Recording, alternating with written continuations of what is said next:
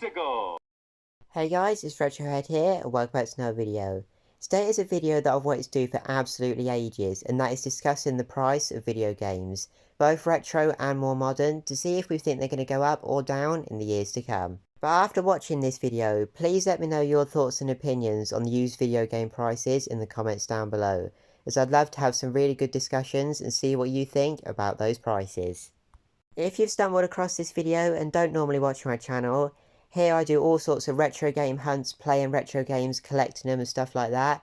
So if you do enjoy this content, then please consider giving my channel a subscribe. But now let's get started on this video and why I think video games are getting more expensive. But for that, we have to go back to a very uncertain time. So as you can see, here is a chart of video game prices, and you can see here they go up and down a little bit, nothing particularly high. But at the end, that date there is where they really start to climb. In hospitals, in classrooms and on the high street, coronavirus continues to affect every aspect of daily life. Again, COVID numbers have increased once again across the UK in the past week. At this moment of national emergency, to stay at home, protect our NHS and save lives. And completely out of the blue, the coronavirus takes over and shuts the world down. As you can see here, prices go up at July 2020, which is around the start of the first lockdown. And you may be thinking, well, why would that up the price of video games? Well, the main reason is, obviously a lot of people at that time were very, very concerned, but also a lot of people were staying at home and were very bored. And video games is something that people can go to if they are bored to help occupy and take up time. And another thing is, the big word in video game pricing is nostalgia.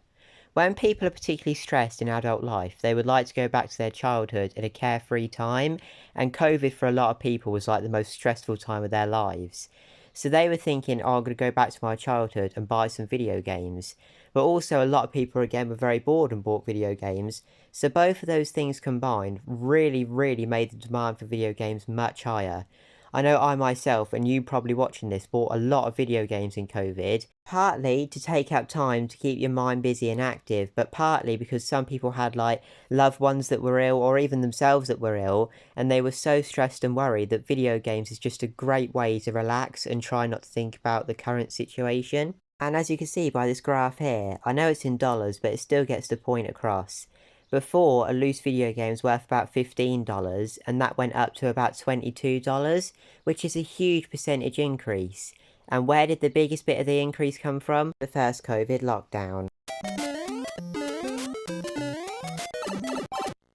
But enough about COVID, let's talk about video game prices now in 2025. So obviously you've really got to pinpoint different systems, because different systems are going up and different systems are going down in price. Now first of all I want to look at the more retro systems, NES, SNES, Mega Drive, N64, consoles like that. And as we know and I've covered in previous videos, a lot of the reason why particular systems go up is because people get nostalgic for them. But for consoles like the NES, the SNES, Mega Drive especially, a lot of the people that would have played those in their childhoods have already got nostalgic for them.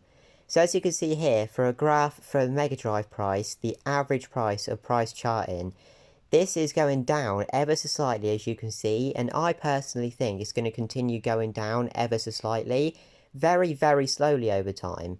But people aren't starting to get used to get nostalgic for these consoles now. But after doing a lot of research for this video and giving it a lot of thought, there's either going to be two things that happen to the prices of especially retro video games over the years, and this is in my opinion. So I think that the retro game prices are either going to get absolutely astronomical because people are going to class these games as like antiques now, because they're getting so much older and older every year. Like some of these games could be 40, 50 years old. I don't know whether people are going to start classing them as antiques and the prices are just going to shoot up and up and up, or whether people are going to think these games are so old and perhaps even getting so unplayable now, the prices are just going to go down and the market is just going to completely fall. That is something that nobody will know yet, like nobody will know what will happen to those prices, but I would love to be able to tell now what the prices will be in like the next 25, 30 years. Will there even be retro game shops? Will there be retro game collectors? Or will no one just be doing it anymore? Or again, will they be priced up like antiques and the prices just be absolutely outrageous? Nobody knows yet. but I would like to know your opinions about this in the comments down below. And now I want to move on to the 6th generation of consoles, so I'm talking Dreamcast, PS2, original Xbox and GameCube sort of era. Now this is where the prices get very, very interesting, and these prices are getting very, very expensive, especially for consoles like the PlayStation 2. But that is because people were playing these games in their childhoods, as I was saying, but now, around 20 years later, they're starting to, have their own jobs, have a disposable income, and be able to afford the games that they played when they were a kid, and want to go back to those years, again, for the stresses of adult life. They might want to go back and play some of these old games. So I'm mainly going to be looking at PS2 for this era, as it literally dominated the 6th generation. So there is going to be games that see a lot of price increases. Now, I quite recently did a video about CEX price increases, which CEX is a huge chain of shops in the UK that sells so many video games, and they have such a control over prices. So people with video game shops or people on eBay will probably use CEX to price up their games. And I'm going to be putting a little bit of footage in from a video that I've recently done about PS2 prices and just how much they've gone up. PS2 section, and this is definitely one that has seen some big price increases. So just before I show you some price increases, I'm pretty sure nearly every single one of these games had the manual, and that is because this is when CEX and Bury St Edmunds first opened. They sent all of their good retro to this store, so it was absolutely full of really, really nice complete condition retro games. So all of the prices I'm about to show you for the PS2 will be boxed with manual prices. So let's look at some prices. So as you can see, Silent Hill 4 The Room here is £38, it is now £65. Next up, and this is one of the most crazy ones, Project Zero 3 with manual at the time was £90, and it's now £160, which is nearly double of what they were charging before. And finally, we have Shadow Hearts on the PS2, was £55 and now £85. I'm not going to show you all of these games here, a lot of the others have gone up as well, but as you can see, the PS2 is getting very, very collectible. So as you can see, the PS2 prices are just going up and up and up, and I don't think that's going to slow down anytime soon.